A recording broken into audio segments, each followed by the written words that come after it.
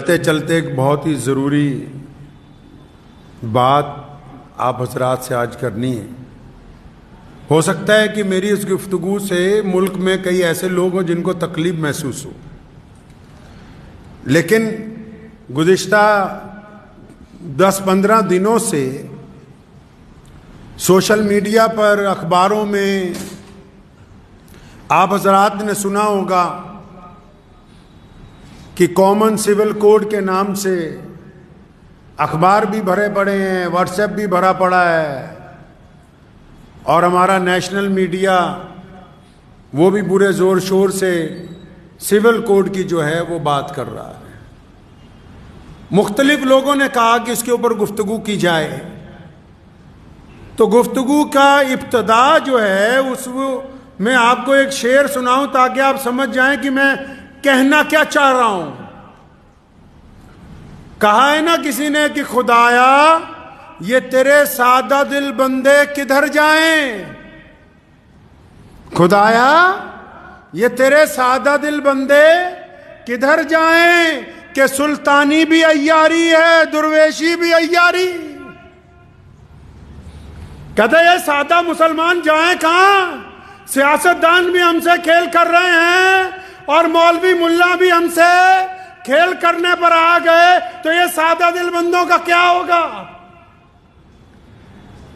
پچھلے 15 دن سے میڈیا نے ایک ماحول تیار کر دیا ٹی وی پر، واٹس ایپ کے اوپر، کہ جی کامن سول کوڈ آ رہا ہے، مسلمانوں کی یہ ہو جائے گا، اور بڑے بڑے لوگ اس میں، گنتی کے چند مخلص لوگوں کو چھوڑ کر بڑے بڑے لوگ اس میں آ گئے مسلمانوں کی طرف سے کہ ایسا ہونے والا ہے، ویسا ہونے والا ہے۔ کوئی مسلمانوں کو ڈرا رہا ہے، کوئی مسلمانوں کو اکسا رہا ہے، کوئی مسلمانوں کو دھمکا رہا ہے۔ ارے اللہ کے بندے، کرنا کیا چاہتے ہو؟ کیا بتانا چاہتے ہو قوم کو؟ بات کامن سول کوڈ لانے والوں کی نہیں کر رہا ہوں، بات کامن سول کوڈ کے ذریعے مسلمانوں کی سیاست میں مسلمانوں کو بیوقوف بنانے والوں کی کر رہا ہوں۔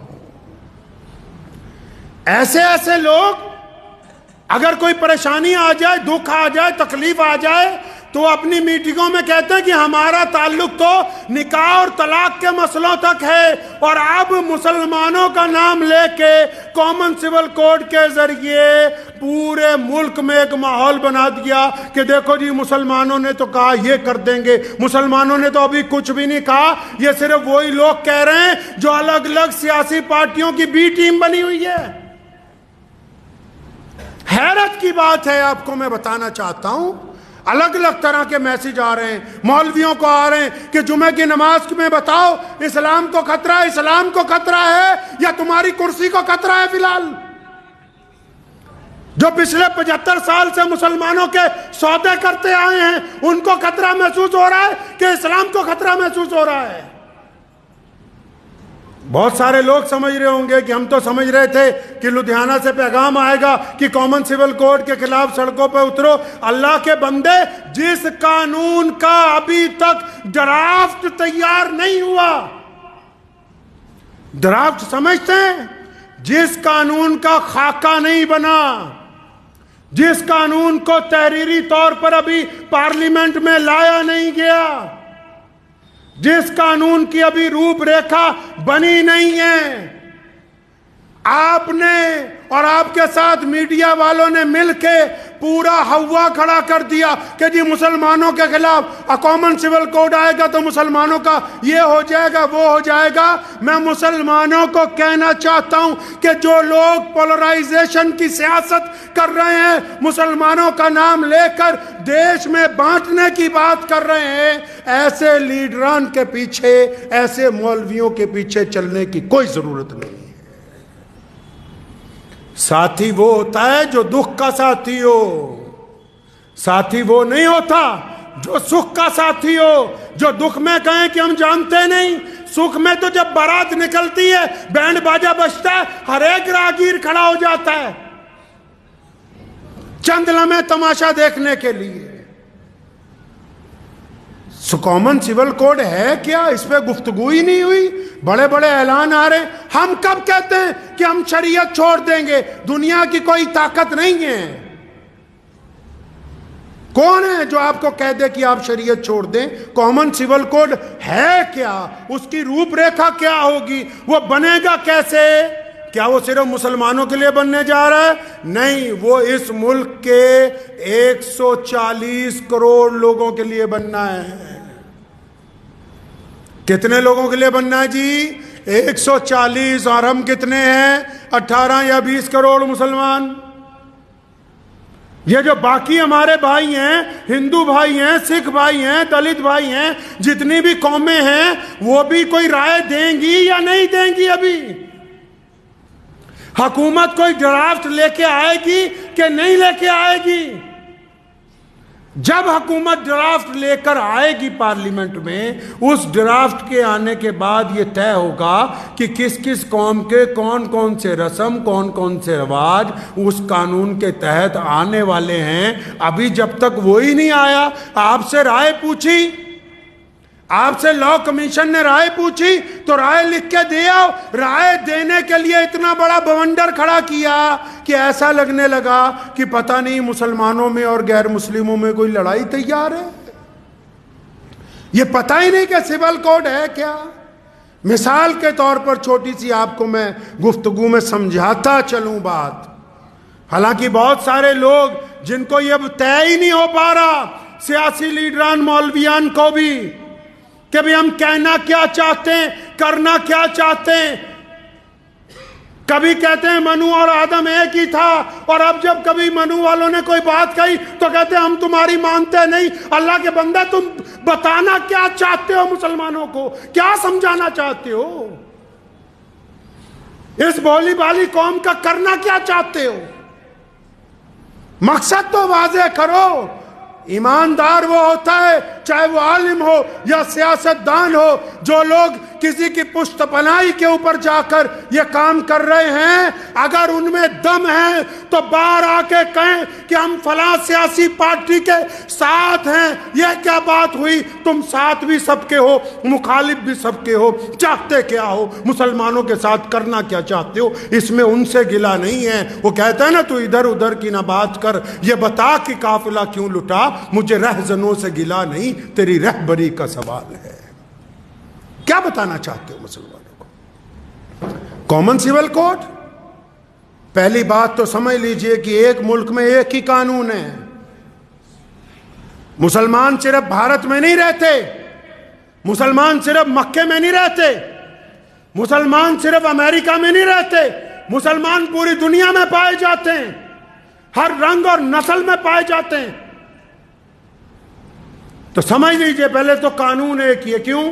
تھانہ ایک ہے، عدالت بھی ہر شہر میں ایک ہی ہے۔ کوئی جرم ہو جائے، پنگا ہو جائے، کوئی عدالتیں بٹی ہوئی ہیں، کوئی تھانے کچہریاں بٹی ہوئی ہیں کہ یہاں فلاں برادری کے لوگ جائیں گے، فلاں کے نہیں۔